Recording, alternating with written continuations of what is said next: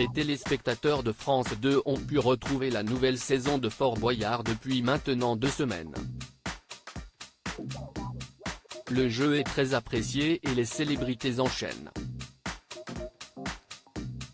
Le 9 juillet prochain, un nouvel épisode sera diffusé et, pour cette occasion, ce sont Élodie Gossuin, Bruno Guillon, Cécile Djounga, Émilie Broussoulou, Hugo mais aussi Amandine Petit qui vont devoir affronter les énigmes du père Fouras. Le but ? Rapporter un maximum d'argent pour l'UNICEF. Si l'ancienne Miss France pensait avoir tout vu et fait durant son règne, elle n'a pas été au bout de ses peines pour ces challenges. Dans les colonnes de Télé Loisirs ce lundi 4 juillet, elle a fait quelques confidences et a notamment évoqué l'épreuve de l'araignée, qui l'a traumatisée. On enfile une combinaison intégrale, puis on entre dans une cellule remplie de glu. Le but, lancer des ballons dans un panier. Si est mission impossible, mais qu'ouest ce con Harry, a-t-elle d'abord expliqué. Une épreuve qui lui a laissé des séquelles, j'ai perdu une chaussure, je suis resté collé au sol au moins 10 minutes. Bref, j'en avais partout. En rentrant à l'hôtel, j'ai même dû me couper une mèche de cheveux. A-t-elle conclu. Nul doute que les téléspectateurs sont impatients de voir les images. Amandine Petit ne remet pas. L'épreuve de l'araignée est très compliquée, notamment lorsqu'on a peur de ces animaux. Toutefois, l'ancienne Miss France a également dû faire face à une autre de ses phobies. La peur du vide. Lors de son précédent passage, elle avait dû abandonner.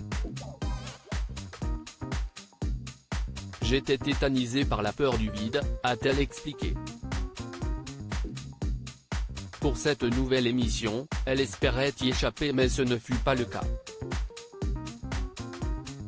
Cette année, j'ai prié pour que l'animateur, Olivier Mine, ne me désigne pas une deuxième fois.